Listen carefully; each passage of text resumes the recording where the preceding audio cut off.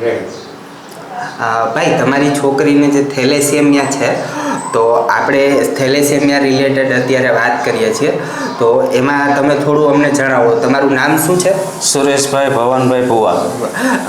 તમારી ડોટરને જે થેલેસેમિયા છે એ કેટલા સમયથી છે? એ જન્મથી છે. જન્મથી. એમનો જન્મ ક્યારે થયો હતો?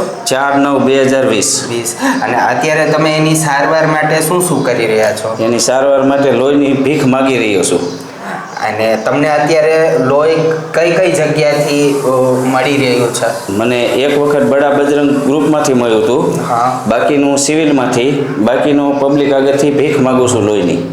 અને ભીખ માગો છો છતાં તમને ઉપલબ્ધ થઈ રહ્યું છે કે કેવું છે? અત્યારે તમને કયા કયા સમયે લોહી જોતું હોય છે?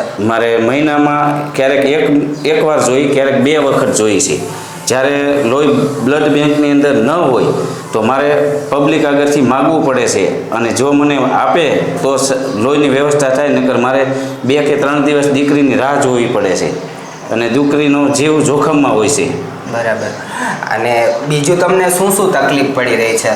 અત્યારે દીકરીને જો લોહી ન સડે તો દીકરી અગાઉ 8 દિવસ જમવાનું બંધ કરી દેશે, અને લોહીની વ્યવસ્થા ત્યાંથી પણ ન થાય તો અમે બહુ મોટી મુશ્કેલીમાં મુકાઈ જઈએ છીએ. અને તમે જ્યારે આ બ્લડ બેંક પાસે જાઓ છો આ ફરિયાદ લઈને, ત્યારે ત્યાંથી તમને શું કહેવામાં આવે છે? એમ કે તમે ડોનર ગોતી આવો, ડોનર લઈ આવો, પછી તમને 3 દિવસે દીકરીને લોહી મળે. તે પછી અમને આ દીકરીને લોહી સડે ત્યારે એને બરોબર તબિયત થાય. અને તમારી ડોટરનું બ્લડ ગ્રુપ શું છે? O positive. O positive. Okay, thank you ભાઈ.